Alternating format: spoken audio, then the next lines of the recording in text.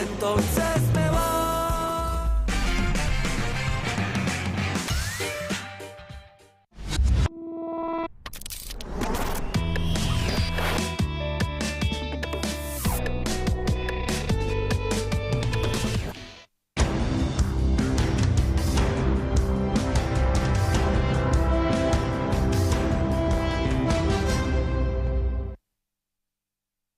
Muy buenas noches, provincia. Bienvenidos a compartir la edición central de Noticiero 11. Como siempre, le damos la bienvenida para compartir en los próximos minutos lo más importante, lo más destacado que ha dejado la jornada informativa de este lunes en Salta, en el país y en el mundo.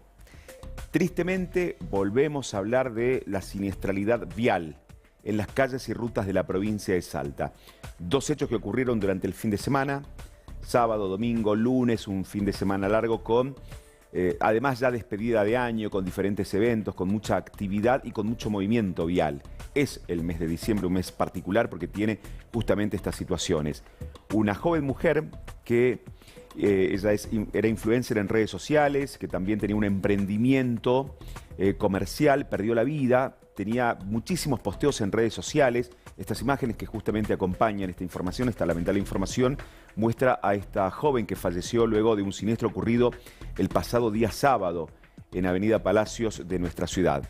¿Qué es lo que dice la información que se difundió durante el fin de semana? Que justamente protagonizó un siniestro vial el día sábado en horas de la madrugada, Avenida Palacios al 2100, 5:30 de la mañana. Según los primeros reportes, circulaba sola cuando, por causas que no se informaron, impactó violentamente contra una estructura de hormigón ubicada al costado de la calzada. Esta mujer perdió lamentablemente la vida en el lugar. Cintia Antonella Colque, conocida empresaria del rubro indumentario con local en Salta Capital y en Rosario de Lerma, se convirtió en la primera víctima fatal del fin de semana. Y el domingo, cerca del mediodía, sobre la ruta 68 a la altura del Mollar en el Carril, un hombre de 40 años que circulaba en una motocicleta. En una motocicleta circulaba justamente, estas imágenes nos muestran el hecho ocurrido en la ruta 68. Circulaba en una moto 110 cilindradas cuando chocó de frente contra un Chevrolet Corsa Classic, conducido también por un hombre. El impacto fue tal que, pese a llevar casco, el motociclista murió en el lugar, tras quedar tendido a varios metros del vehículo. En menos de 24 horas, estos siniestros viales que se han registrado en las últimas horas. El informe de la policía consigna 123 víctimas fatales. No sabemos si está actualizado a estas últimas dos, o por lo menos la última víctima fatal que registran las imágenes en la ruta 68. Dos siniestros viales en el fin de semana. Un total de 6 víctimas fatales en lo que va del mes de diciembre. Un mes que lamentablemente tiene estas características de enlutar a las familias salteñas con la siniestralidad vial.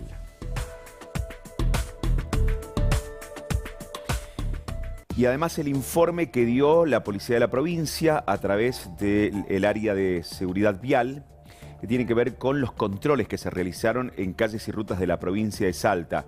La semana pasada tuvimos arriba de 200, más de 220 conductores que habían sido infraccionados por conducir en estado de alcoholemia positiva. En este caso se registraron un total de 188 conductores alcoholizados en los controles viales. La policía vial realizó 1.318 infracciones a normativas viales que fueron sancionadas. 188 conductores fueron detectados conduciendo con graduación alcohólica. Se realizaron 8.200 test de alcoholemia y 188 dieron positivo. Se están reforzando, por supuesto, y especialmente en esta época del año, los controles de estas características. Se dio un hecho particular en la ciudad de Orán, en la ruta 50, en realidad en el acceso sur de la ciudad de Orán. Circulaba un vehículo utilitario que provenía desde la provincia de Jujuy con 2 personas a bordo. Terminó dando positivo el control de alcoholemia a la conductora. Intentaron coimear a los efectivos policiales, quienes labraron el acta correspondiente y fueron detenidos porque se resistieron al control vial. Esto ocurrió en el norte provincial y son una de las 188 personas que circulaban alcoholizadas detectadas en los controles viales de la policía de la provincia. Hemos venido contando tristemente en estos últimos días un hecho ocurrido en la localidad de Aguaray. A la salida de una jornada nocturna, Un joven que es trasladado en un vehículo y golpeado salvajemente por un grupo de personas. Contábamos que este joven había sido trasladado primero al hospital de Aguaray, posteriormente al hospital Juan Domingo Perón de Tartagal y ante la gravedad de las lesiones sufridas trasladado al hospital San Vicente de Paúl de la ciudad de Orán. Allí se le realizaron varias cirugías. Se hicieron también diferentes campañas para recaudar fondos para su familia. Estaba en un delicado estado de salud. Habíamos contado la semana pasada que la Fiscalía de Salvador Massa, que investiga la causa, trasladó a la Fiscalía de Graves Atentados contra las Personas justamente este hecho ocurrido en la localidad de Aguaray por la gravedad de las lesiones que presentaba el joven. La información lamentablemente indica que luego de la violenta agresión ocurrida el 23 de noviembre en Aguaray, dejó de ser un hecho de extrema gravedad para convertirse en un crimen. Federico Antonio Villagra, 33 años, murió el sábado en horas de la tarde en el hospital San Vicente de Paúl de Orán, donde permanecía internado en estado crítico. Desde el mismo día del ataque, las cámaras de seguridad registran la etapa final de un raid violento. Una vecina encuentra al joven tendido en la vía pública, lo trasladan hasta el hospital de Aguaray y lo que contábamos hace instantes en este triste recorrido. El paciente sufrió un paro a las 17:45, falleció minutos después en el marco de un coma séptico provocado por las lesiones traumáticas, un hecho de enorme gravedad que ocurrió en el norte provincial. El fiscal que investigaba la causa, antes de trasladarlo a graves atentados contra las personas, citó este caso muy similar al de Fernando Báez, un hecho que había conmocionado a la sociedad argentina, y por estas horas hay que decir que tenemos lamentablemente una nueva víctima fatal con respecto a la violencia que se da de forma inusitada, salvaje y entre varias personas que terminan agrediendo a un hombre, en este caso de 33 años, que terminó perdiendo la vida. ¿Recuerdan post pandemia que hemos hablado mucho de las financieras truchas ilegales que funcionaban en Salta? Claro, que le proponían a la gente: van a ganar un dinero exorbitante, insólito, muy difícil de creer. Estas estafas piramidales. Una mujer había sido detenida en la causa Ríos y Asociados. Tenía domiciliaria. Cuando se dieron cuenta, con otro nombre, seguía estafando gente. Bueno, lo que hay ahora, hay una solicitud de elevación a juicio justamente de la responsable de lo que era Ríos y Asociados. ¿Saben cuánta gente estafó con Ríos y Asociados? O por lo menos la investigación llegó a determinar 850 personas estafadas, de las que lograron determinar en la investigación. Pero después de Ríos y Asociados, continuaron estafando gente. La fiscal penal, Ana Salinas Odoricio, requirió elevación a juicio de la causa seguida contra Cintia Elizabeth del Valle Moya por 2 estafas y Cristian Florencia Laguna por estafas reiteradas, también 2 hechos. Fue detenida el 4 de septiembre del año 2023 por incumplir las medidas sustitutivas de detención que le habían sido impuestas. Le dieron domiciliaria y se portó mal de nuevo. 3 días antes, la fiscal había solicitado su detención por nuevas denuncias que indicaban que había conformado una nueva financiera.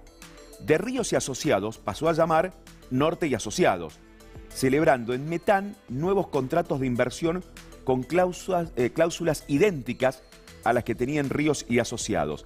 Cintia del Valle Moya fue detenida en abril del 2022, permaneció varios días prófuga en el marco de una investigación encabezada por la fiscal Salinas Odoricio por la falsa financiera Ríos y Asociados, que tiene 850 hechos que están en investigación y que fue elevada a juicio el pasado 25 de junio.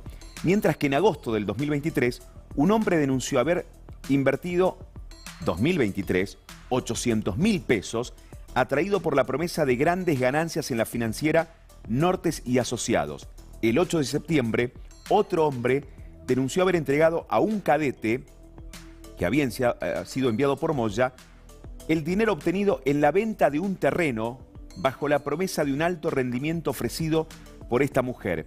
El 12 de septiembre, el tercer denunciante aseguró entregar 700.000 pesos a Norte Inversiones con la promesa de duplicar a 1.400.000 pesos en un plazo fijo, y así una serie de promesas que nunca se terminaron cumpliendo y se convirtieron en una nueva estafa. Esta mujer irá a juicio por Ríos y Asociados y también el pedido de elevación a juicio por la causa conocida ahora como Norte y Asociados.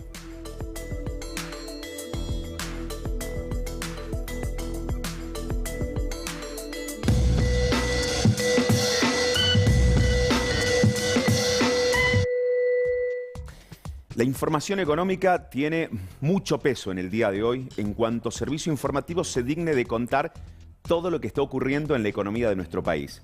Pueden ser una de cal y una de arena, como uno lo quiera observar, pueden ser prioridades de gobierno, como uno lo quiera observar.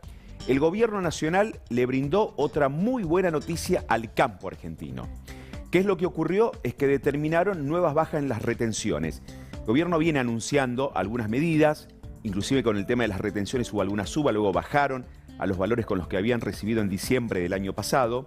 ¿Qué es lo que se anunció en las últimas horas? Aunque no se especificó cuál es el dinero que deja de ingresar a nuestro país. El ministro de Economía, Luis Caputo, anunció una nueva reducción en las retenciones a las exportaciones para diversas cadenas de producción agropecuaria. A partir de esta decisión, la alícuota para la soja baja de 26 a 24%, para los subproductos de soja de 24,5 a 22,5%, para trigo y cebada de 9,5 a 7,5%, para maíz y sorgo de 9,5 a un 8,5% y en el caso del girasol también baja un 1%. Según Caputo, esta baja de impuestos forma parte de la prioridad del gobierno de eliminar retenciones en la medida que las condiciones macroeconómicas lo permitan. El funcionario señaló que el objetivo es mejorar la competitividad de la agroindustria y reforzar el rol del campo como motor de la economía argentina, responsable de cerca del 60% de las exportaciones nacionales. Si bien estas áreas del campo no generan una gran demanda de mano de obra, sí tienen un ingreso importante de dólares, que es básicamente lo que está necesitando el gobierno por estas horas. Una asistencia que da a este sector del campo y que por supuesto trajo diferentes comentarios entre los sectores beneficiados que celebran la decisión del gobierno nacional y otros sectores preguntándose cuánto dinero dejará de ingresar a las arcas de nuestro país que podrían utilizarse en otras áreas. Por ejemplo, en la industria. El día jueves, el INDEC va a dar a conocer datos del IPC. En un rato charlamos con el doctor Roberto Villagracedo de temas previsionales y siempre estamos atentos porque Roby viene horas antes de que ya se conozca la inflación que tuvimos el mes pasado. Y la próxima semana contará cuáles van a ser los nuevos ingresos que tendrán jubilaciones y pensiones en la República Argentina. Pero hoy el INDEC dio a conocer estadísticas de la industria. Así como el campo está beneficiado, estos son los números de la industria manufacturera en la Argentina. Una caída del 0,8% y del 2,9%. A nivel general, en la caída interanual, en la caída intermensual, son números importantes, pero veamos además que alimentos y bebidas tuvo caída importante, que textiles, prendas de vestir, cuero y calzado también con una caída importante, 17,4% en este rubro. También en madera, papel, edición e impresión, teniendo en cuenta que hay menos consumo naturalmente de este último, pero en los dos primeros, alimentos, bebidas han caído en el consumo en la producción industrial. En este caso es producción industrial. Veamos qué más cayó. ¿Cuáles son los otros sectores de la actividad de la industria manufacturera que han caído en el último tiempo? Hay que decir que todo lo que tiene que ver con equipamientos, instrumentos, aparatos han caído también en producción, automotores y otro equipo de transporte, incluidas las motocicletas, por supuesto, también con caídas, muebles y otras industrias manufactureras también con caída. Datos del INDEC del mes de octubre, esto corresponde al mes de octubre. La manufacturera actividad ha caído interanual e intermensual. Si bien no tenemos una actividad industrial importante en todos estos rubros en la provincia de Salta, lo bajamos apenas un nivel y nos metemos en las cooperativas textiles, que sí proveen de material muchas veces a diferentes comercios, a diferentes empresas de la provincia de Salta. ¿Qué está ocurriendo? Saquemos una manufacturera importante, una gran empresa que produzca diferentes cuestiones textiles y nos metamos en la cuestión que tiene que ver con las pymes y con este caso puntualmente de la cuestión de cooperativas textiles. ¿Cuál es la situación de ellos para despedir el año? Ya comenzó el año de una manera bastante preocupante que nos llevó a ocuparnos todo el año. Pensamos que en el último cuatrimestre del año iba a repuntar algo, pero no. La gente está comprando menos, mucho menos. Mirá que nosotros somos proveedoras de una institución privada y no, se vio una caída bastante preocupante para nosotros. Hubo una manera de repuntar, no en ventas. Tuvimos que salir a ver qué hacíamos como para reemplazar esa no venta que tuvimos acá en la cooperativa. Y es que comenzamos y estamos terminando de dar un curso de corte y confección a la comunidad. Eso fue un gran alivio, un aliciente para la cooperativa. Pero en ventas, nada. Hoy estoy trabajando con 2 clientes únicamente, cuando en otras épocas a estas alturas teníamos 6 clientes. Nos faltaba horas del día para poder terminar producciones, pero no, hoy somos mano de obra de una empresa y tenemos producciones pequeñas y eso a nosotros nos preocupa. ¿Expectativas para el 2026? Esperanzas, porque veo pocas. Como está terminando, no sé, la verdad... soy muy optimista, pero no creo que repunte un 20% de enero a marzo. Hoy es esperanza y esperemos que todo repunte, al menos el primer trimestre del 2026. Decíamos que lo que estábamos mostrando hace instantes tenía que ver con los datos de la industria manufacturera en la República Argentina. Industrias que venden a un cliente que después lo vende al consumidor final, a cada uno de los usuarios de bienes y servicios. CAME dio a conocer en la jornada del día de hoy estadísticas que tienen que ver con las ventas del mes de noviembre. A diferencia del INDEC, CAME cita información que tiene que ver con el mes de noviembre. A fines del mes de diciembre, INDEC recién va a dar a conocer estadísticas del mes de octubre. La variación que da CAME es realmente muy fuerte. La variación interanual de consumo, una caída del 4,1%. La variación mensual, noviembre comparado con octubre, cayó un 9,1%. Aún así, el dato acumulado anual tiene una ventaja del 3,4%. Ya vamos a ver dónde se explican. Estos números son realmente impactantes porque el mes de noviembre tuvo una caída del 9,1%. ¿Qué más se conoció en la jornada de hoy respecto a estos datos que da CAME? Si vemos enero y febrero, inclusive diciembre, enero y febrero, con una caída realmente, una suba muy importante, pero después solamente se sostiene en números negativos el consumo. Esta cámara que nuclea a la mediana empresa en la República Argentina muestra lo que es el consumo directo. Ya vamos a estar repasando algunas de las actividades. Pero veamos que a partir de mayo, abril, julio, agosto, septiembre, todos con números negativos. Veníamos de una leve alza en el mes de octubre, 1,4% negativo, pero bajamos otra vez a un 4,1%, muy similar a lo que ocurrió en el mes de septiembre. Más que de lo que tiene que ver con esta realidad, es esta placa que muestran las diferentes áreas de cómo ha golpeado la baja en el consumo en la República Argentina. Alimentos y bebidas, si lo comparamos interanual, comparado con noviembre del año pasado, cayó 5,9%. Si comparamos con el mes anterior, también 5,9%. Bazar, decoración, textiles, hogar y muebles, 9,7%. Comparado con el mes anterior, cayó un 10%. Vamos al rubro calzado y marroquinería, un 12,9% comparado con el mes de octubre. Farmacias es el único que en el interanual tiene un saldo positivo, pero sin embargo una caída del 9% comparado con el mes de octubre. Ya vamos a ampliar respecto a esta área.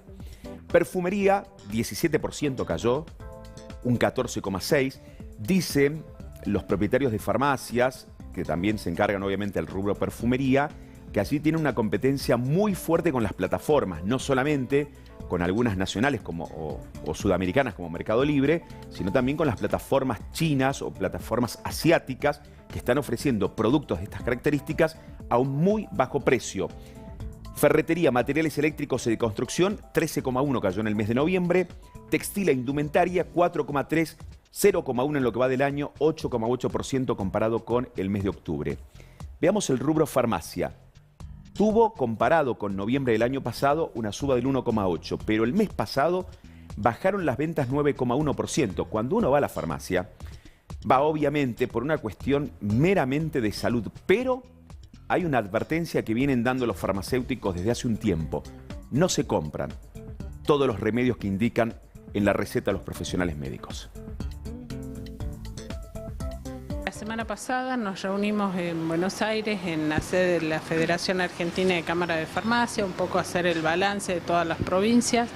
Bueno, la verdad con muchas expectativas para el 2026, con un 2025 muy complicado para todo el sector, con una fuerte caída en las ventas, preocupante situación, digamos, con respecto a la seguridad social, en particular con PAMI, con algunos retrasos, pero bueno, hacia fines de la semana, con distintas reuniones y compromisos de parte de las autoridades de PAMI, de la industria farmacéutica, por un lado, de cumplir acabadamente el cronograma de pagos, lo cual le da a la farmacia previsibilidad y posibilidad de acordar con la parte proveedora y por otro lado, con la industria farmacéutica también de flexibilizar un poco el tema de los vencimientos y plazos de pago para que todas las farmacias podamos atender. De eso se trata, de que el paciente puede elegir libremente el prestador y todas las farmacias estén en condiciones de dar servicio a toda la seguridad social. ¿Cuál es el porcentaje que cayeron?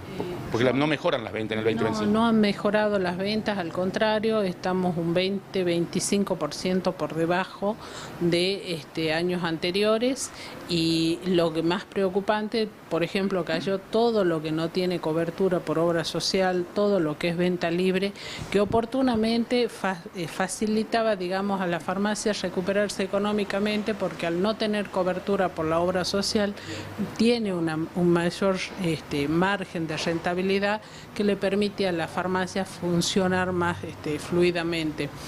Han caído muchísimo en este segmento y bueno, se está trabajando para ver los precios, para ver los plazos y ver la evolución. Y sí, estamos colaborando y trabajando activamente con todas las entidades empresariales pidiendo urgente la reforma impositiva. La carga impositiva que tenemos todos los sectores realmente nos deja totalmente fuera de competencia. Es una carga imposible casi de llevar y prácticamente el Estado ha pasado a ser un socio que no trabaja dentro del sector, pero se lleva un 30% aproximadamente en cargas impositivas. ¿Se acuerdan del Consejo de Mayo? Aquel que comenzó a funcionar paradójicamente en julio, cuando se reunieron los gobernadores en la casita de Tucumán, firmaron aquel convenio con el presidente de la Nación, estuvieron la mayoría de los gobernadores, y recién este año el Consejo de Mayo comenzó con reuniones y en las últimas horas presentó un informe. Los detalles finales se conocerán en las próximas horas, pero lo que sí hay es un anticipo de cuáles son los puntos que estuvo analizando el Consejo de Mayo, que reunía a algunos de los sectores, los más cercanos al gobierno, tanto como gobernadores, como también representantes del Congreso Nacional. Repasemos algunos datos justamente de lo que determinó el Consejo de Mayo. Respecto a la inviolabilidad de la propiedad privada, se repondrá la ley de expropiaciones, que agregue una indemnización al valor del mercado previo al anuncio, actualizada por el índice de precios al consumidor. Se presentará una ley de compromiso nacional para la estabilidad fiscal y monetaria, que prohibirá el déficit presupuestario nacional y fijará un mecanismo de ajuste automático ante desvíos y tipifica como delito el gasto sin partida presupuestaria. ¿Se acuerdan cuando, por ejemplo, se previó que le aumentaran a los jubilados y decía el gobierno lo vetó, diciendo, si nos explican de dónde sacamos la plata, nosotros damos ese aumento? Bueno, lo van a incluir, va a ser muy difícil que algunos puntos pasen en el Congreso Nacional. ¿Qué más analizó en las últimas horas? Se propone que el Estado establezca contenidos mínimos comunes en educación, pero cada escuela puede diseñar su propio plan de estudios o en una iniciativa que busca brindar mayor autonomía a las provincias y a cada institución educativa. Reforma de la Ley de Procedimientos y Régimen Penal Tributario, conocida como inocencia fiscal, y la implementación de un sistema simplificado de liquidación de impuestos a las ganancias en el que la AFIP, o ARCA ahora, realizará la declaración por el contribuyente. Aquí también hay algún cuestionamiento respecto a premiar a quienes tienen el dinero en el colchón y no van a tener que estar declarando, o quienes ingresen algún dinero que puede ser mal habido, pero como hay una inocencia fiscal, ese punto también puede tener cuestionamientos en el Congreso Nacional. Veamos qué más del informe, datos que ha dado el Consejo de Mayo. Abordó la modificación de la ley de glaciares, que se enviará a sesiones extraordinarias. Ya hay protestas en diferentes lugares del país, un tema que también va a tener debate seguramente por parte de diferentes actores salteños al respecto. En cuanto a la modernización laboral, se adelantó que se contempla la derogación de normas obsoletas como la ley de teletrabajo, pero el proyecto final aún no fue publicado. Por ahora son estos datos oficiales y el resto son trascendidos. Por eso nos quedamos solamente con los datos oficiales de lo que dice de modernización laboral. Se propone la apertura al comercio internacional bajo el argumento de que Argentina es el país más cerrado del mundo en términos relativos debido a barreras arancelarias. Este punto generará la controversia de las industrias, que recién veíamos los números, no están ayudando entre un freno de consumo y productos que llegan del exterior, también generará seguramente algún tipo de debate. Un Consejo de Mayo que tiene diferentes actores, representantes, contábamos, entre ellos la senadora Lozada, que se expresó al final de la reunión respecto a uno de los puntos más sensibles que tiene que ver con la cuestión laboral. ¿Va a ser más sencillo contratar o va a ser más sencillo despedir? No, va a ser más sencillo contratar, y yo creo que para las empresas, la mayoría de las empresas, y te lo digo, Silvina, porque he hablado recorriendo mi provincia y todo el resto de las provincias con un montón de pymes, la mayoría de las pymes cuando contratan a alguien tienen que formar e invertir en esa persona para que sea y haga su trabajo. Por lo tanto, eso tiene un costo para la empresa. Ninguna empresa contrata trabajadores para echarlos, se los contrata y se los va formando para que ese trabajador pueda, no sé, adaptarse mejor a ese trabajo y el trabajo al trabajador. Así que la idea es que sea más fácil contratar personas, que sea más barato contratar personas. Digo más barato porque además hay una baja de impuestos importante. Uno de los primeros, no escapes, pero sí posibilidades que han tenido muchos trabajadores ante esta situación que se vive en el país, que claramente está afectando al trabajador argentino, que ha tenido que salir a buscar otro empleo, otro ingreso para sus hogares, han sido las aplicaciones de viaje fundamentalmente. La gente que tiene un vehículo, hoy me tocó subirme un vehículo, por ejemplo, de una mujer de unos 65 años fácilmente, que estaba cumpliendo la tarea en estas aplicaciones de viaje y que contaba que era un ingreso necesario para la supervivencia. Pero también hay una situación que se da con las personas que se movilizan, por ejemplo, si estamos en Vaqueros y queremos volver a Salta y pedir uno de estos vehículos. La normativa en esas localidades o en La Caldera, si fuimos a pasar un fin de semana, un día de campo en alguno de los lugares tan lindos que tiene La Caldera, no tenemos la posibilidad o no teníamos la posibilidad de solicitar uno de estos vehículos, estas aplicaciones, porque los controles pasa lo mismo en otras localidades del área metropolitana, que no está regulado justamente por cada uno de los municipios. Lo que se hizo hoy es una reunión entre 3 municipios, Salta Capital, Vaqueros y La Caldera, para tratar justamente esta cuestión. Sí, hoy el intendente de la ciudad, Emiliano Durán, recibió a los intendentes de Vaqueros, Daniel Moreno, y de La Caldera, Diego Zumbay, con el objetivo de seguir avanzando en la necesidad de mirar la realidad que está pasando en los municipios respecto a las aplicaciones de viajes como Uber, Didi, y formalizando un acuerdo para que puedan trabajar con tranquilidad, para poder darle la seguridad tanto a usuarios como a conductores de poder circular por los municipios desarrollando ese trabajo que para ellos significa mucho. No, la verdad, darle una solución a la gente que pueda trabajar ordenada, que pueda trabajar con los papeles, ¿me entendés? Y con la aplicación, yo creo que es algo fundamental, ¿no? Para que trabaje tanto de La Caldera hacia Salta o de Vaquero a La Caldera, y que la policía no tenga que multarlo, no tenga que sacar el auto. Me parece que es un gran avance, ¿no? Trabajar así en un equipo y en conjunto con los 3 municipios.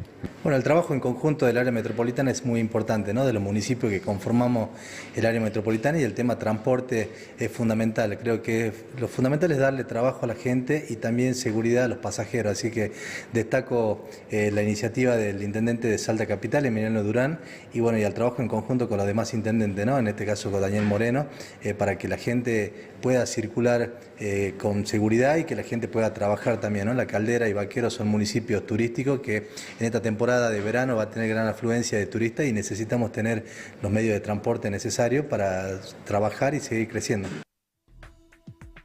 Hoy hubo reunión de gabinete en el Gran Bur. Estuvo presente el gobernador de la provincia, el ministro Sergio Camacho, ministro coordinador, ministro de Infraestructura de la provincia, dio algunos detalles de por dónde fue la reunión, cuál fue el espíritu de la reunión de gabinete del día de hoy, y también habló de los cambios que se vienen en el gabinete. Una reunión más donde el gobernador, haciendo un cierre de lo que viene del año, refijando y actualizando las prioridades de lo que va a ser el trabajo del gabinete, no solo en la temporada estival, sino reforzando el tema de educación, el tema de salud, el tema de seguridad, pidiendo el cumplimiento de objetivos concretos a corto plazo. Así que trabajando en lo que venimos haciendo, cercano a la gente, con el compromiso del gobernador y con una provincia que, independientemente de tener un plan de desarrollo estratégico, va ajustando y acomodando las situaciones con la dinámica lógica que vive la sociedad. Tengamos en cuenta que ha caído fuertemente la recaudación, tanto nacional como provincial. Tenemos una provincia previsible, predecible desde el punto de vista económico, y eso es lo que nos sostiene a que en esta reunión de gabinete se sigan fijando metas, se sigan fijando pautas, y no que estemos pensando, como otras provincias lamentablemente, cómo pagar los sueldos. Tenemos un cronograma fijado, venimos con reuniones paritarias, vamos a tener desembolsos cada 15 días, de aquí hasta el mes de enero, en términos de aguinaldo, en términos de bono, en términos de adelantamiento del pago de sueldo de diciembre. Eso es parte de la previsibilidad. Este es un gobierno que se maneja de esa manera desde el punto de vista económico. Ahora, como vemos también que la recaudación no para de caer, es que debemos ajustar y fijar prioridades sobre otras. De eso trata estas reuniones, donde el gobernador, que tiene su termómetro y su contacto con la gente, define las prioridades, define objetivos y, como corresponde, exige un rápido cumplimiento. Seguramente el día lunes asumirán algunos de los nuevos funcionarios que van a ser parte del gabinete, tarea que para la cual ya también se vienen preparando. El anuncio formal será antes del lunes, cuáles son los cambios.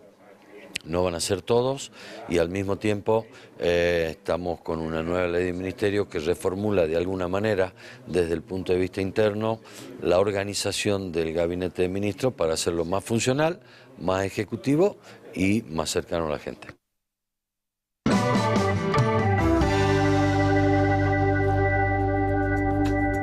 Lo anunciamos y es que está con nosotros, como todos los días martes, Roby, querido. ¿Cómo andamos? Querido, ¿cómo estás vos? Muy bien.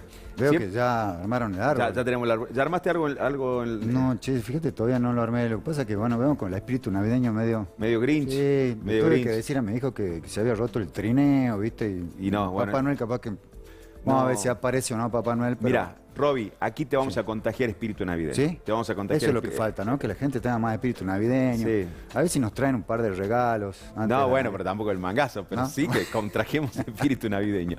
Recién decía Roby que nosotros siempre venimos con un par de días antes, habitualmente, del informe del INDEC. O sea que el jueves vamos a conocer, y la semana que viene contás los detalles de cuánto va a ser el aumento, ¿no? Hasta ahora venimos en acumulado un 24.8, algo así, y se decía que se estimaba que la inflación anual iba a andar cerca de un 30. Sí. Así que calcula que manejaremos un 2.5. 2 y chirola, sí. Por ahí. Es más, en alimentos dicen que está cerca del 4%, eso va a impactar en las canastas básica total y canasta básica alimentaria, pero bueno, obviamente que la inflación podría estar rondando 2 y pico, como en el mes anterior. Yo creo que hay que cambiar un poquito los parámetros de cómo se calcula este famoso índice de precio del consumidor, porque en realidad no refleja a los jubilados, beneficia muy poco, ¿sí? Y todo sigue subiendo, así que bueno, va a ser una Navidad interesante. A ver, vamos con las preguntas. Tenemos varias preguntas. A ver cómo estamos con las consultas de nuestros televidentes, que agradecemos. Hacen llegar durante todos estos días a las redes sociales. Y Roby, los días martes, que lo esperan, sabemos que lo están esperando del otro lado, viene para las respuestas. Me otorgaron un retiro transitorio por invalidez. ¿Cuándo se transforma en definitivo? Explícame esto, Roby, lo de qué es un retiro transitorio y fundamentalmente lo que pregunta nuestro televidente. Bueno, recordamos que esto se da cuando las personas están en actividad y tienen alguna enfermedad o sufren un accidente, ¿no es cierto?, invalidante, ¿sí? Entonces, a partir de ahí solicitan, ¿sí?, el famoso retiro transitorio por invalidez. Si ellos llegan, después de una junta médica, que se les dé el 66%, ¿no es cierto?, de incapacidad, obtienen este famoso retiro. ¿Pero por qué es transitorio? Contestando específicamente la pregunta, no es que cuando se transforma en definitivo, no es que se transforme solo. Dentro de los 3 años, ¿sí?, de otorgado el beneficio, tiene que tener otra junta médica. Bien. La persona. Si vemos que esa patología no desapareció, no mejoró, o puede haber incrementado, ¿sí? Y no llega a ese 66%, si llega, se le otorga, se transforma en definitivo. Bien. El retiro, ¿sí? Ahora, ¿qué pasa si en el momento es una situación que no tiene vuelta atrás? Sí, que puede ser una invalidez de por vida, una situación de por vida, inmediatamente queda transformado en un retiro. No, lamentablemente, en esto la normativa es clara, tiene que pasar sí o sí 3 años. Y por 2 juntas médicas. Bien. Hubo situaciones donde quizás se alargó el periodo, pero únicamente se convalida cuando vos tenés la segunda junta médica y ellos acreditan que tenés un porcentaje del 66% o más de incapacidad. ¿Y en qué, mientras estoy en un retiro transitorio por invalidez, percibo algo? Pero claro, por supuesto, percibís justamente lo que te correspondería en el caso de que te jubiles en este tipo de casos por una invalidez. ¿Sí? Reemplaza, ¿no es cierto?, evidentemente al sueldo, y no tenés que esperar la edad jubilatoria. Justamente este es un caso, una de las contingencias que cubre justamente la seguridad social. O sea, no cobro mi sueldo, cobro lo que cobraría con una pensión por invalidez. Exactamente, y en realidad dejás de trabajar. Ese es uno de los grandes riesgos de esto, porque tenés que renunciar al trabajo en el caso que te salga. ¿Y qué ocurre si la junta médica dice que vos milagrosamente estás curado, ¿entendés?, o que tenés una incapacidad más que de un 20%? ¿Y en qué queda esa situación? Te comento que automáticamente te cortan el retiro por invalidez, vos no tenés más trabajo y te encontrás en una situación de vulnerabilidad absoluta. Así que hay que tener mucho cuidado con esto, y ahí empieza la cuestión de la vía recursiva. Que bueno, ya lo explicamos en cierto momento, es bastante larga, así que en otra ocasión podemos recordar ese tema. Bien, muy interesante realmente. Vamos con la siguiente pregunta de nuestros televidentes para el doctor Roberto Villagracedo. Mi abuelo falleció hace poco y cuando mi abuela pide su pensión, ANSES le informa que otra persona ya la solicitó. ¿Qué hacemos? Bueno, esto realmente es no es tan imposible, ¿no es cierto?, porque hay veces hay mucha gente que quizás tuvo una doble vida, por así decirlo, ¿no es cierto?, y la familia no se enteró cuando fallecieron. Hemos tenido casos, viste, no tiene que ver con el tema del ANSES, sino con los retiros policiales, la cuestión policial que quedó en manos de la provincia. Hay veces que se presentan 4 o 5 mujeres a pedir la pensión de la gente, ¿sí? O sea que es bastante común, ¿no es cierto?, este tipo de situaciones. En estos casos, ¿qué es lo que se hace? Evidentemente se le corre traslado a la persona y ella interviene en el expediente y se ve cuál de las 2 personas tiene mejor derecho.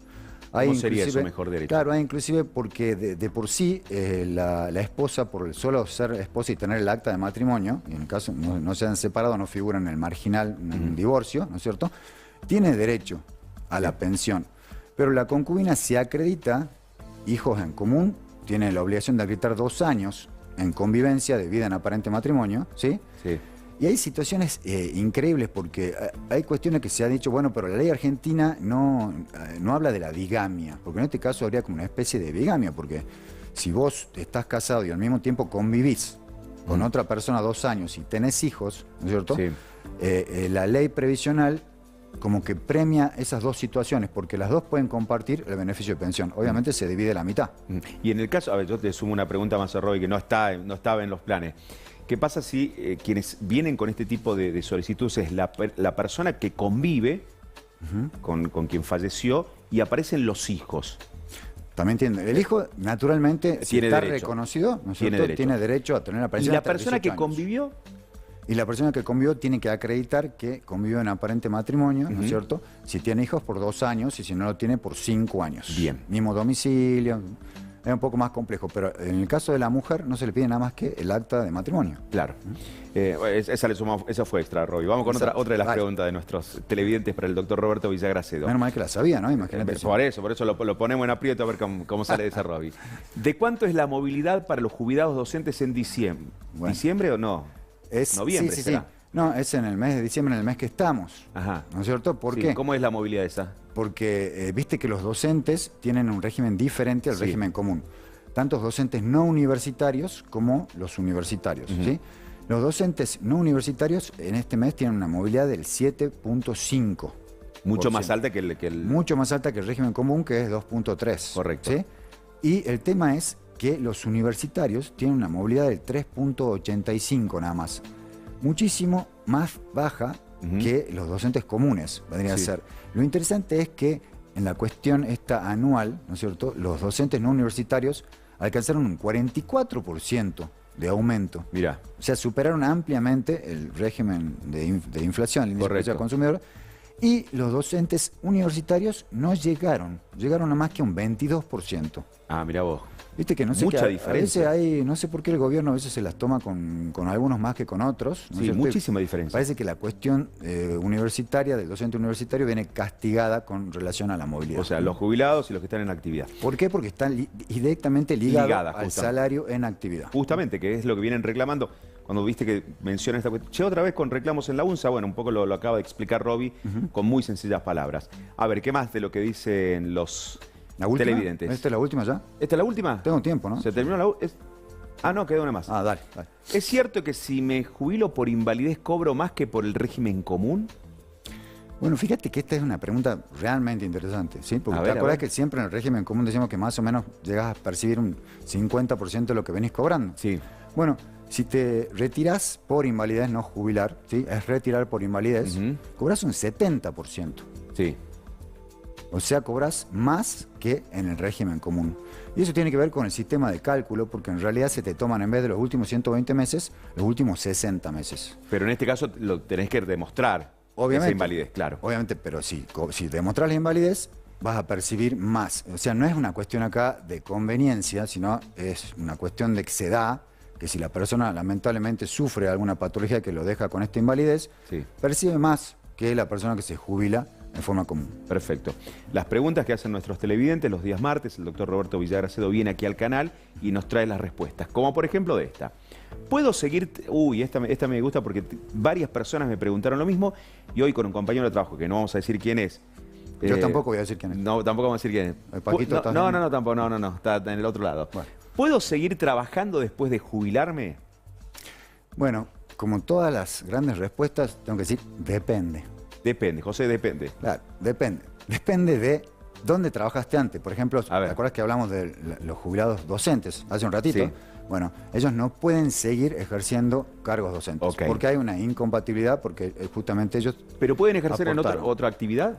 Pero, por ejemplo, nadie les dice que no, en tu casa no puedes dar clases privadas. Claro, pero no quedas registrado. Pero no está nada que se trate de un régimen registrado. Bien. O en la administración pública, teóricamente, no se puede contratar personal jubilado. Bien. Porque sería incompatible. Se entiende. Teóricamente. ¿Y quiénes sí, Roby? ¿Quiénes sí? En los que se jubilan por el régimen común de la 24241, ¿cierto? Claramente la ley dice que vos podés reingresar a la actividad, podés reingresar como personal en relación de dependencia y nada más que te siguen haciendo los aportes, ¿sí? Nada más que esos aportes van a un fondo de desempleo, no incrementan tu jubilación. Nada, o sea, te sirve que puedes cobrar tu jubilación y al mismo tiempo puedes seguir trabajando en blanco. O sea, sigo cobrando la jubilación y aparte cobro en blanco. Exactamente, no hay ningún inconveniente. Ahí está, un amigo que estaba preguntando, ya tiene la oportunidad de un mayor ingreso. Roby, gracias como siempre. ¿Ya estás pensando en mi regalo de Navidad, José? Por supuesto. Bueno. No, los Reyes Magos lo que te tienen por los zapatitos. Eso lo dejamos para más adelante. Dale. Mirá cómo sigue el pago de jubilaciones y pensiones, que comenzó en estas horas, justamente, lo contábamos el pasado día viernes. Las pensiones no contributivas se está abonando documentos terminados en 2 y 3, mientras que el próximo día jueves, documentos terminados en 4 y 5. Por su parte, vamos a la franja 1 de jubilaciones. Se abonan documentos terminados en 1 el día de mañana. Jueves, documentos terminados en 2 y 3.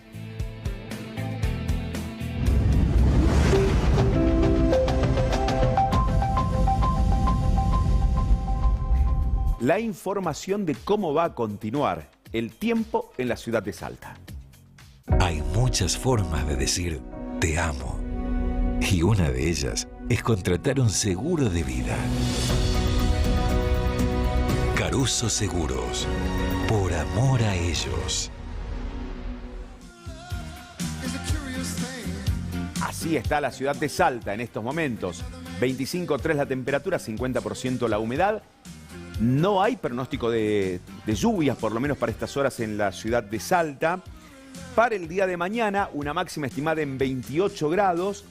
Comienzan a aparecer mínimas probabilidades de tiempo inestable. Para el día jueves, una máxima cercana también a los 27-28 grados, también con una probabilidad de tiempo inestable. El viernes, 25 grados de temperatura máxima. Por las dudas, anticipamos sábado y domingo arriba de los 30. Pausa y más información en la pantalla del 11.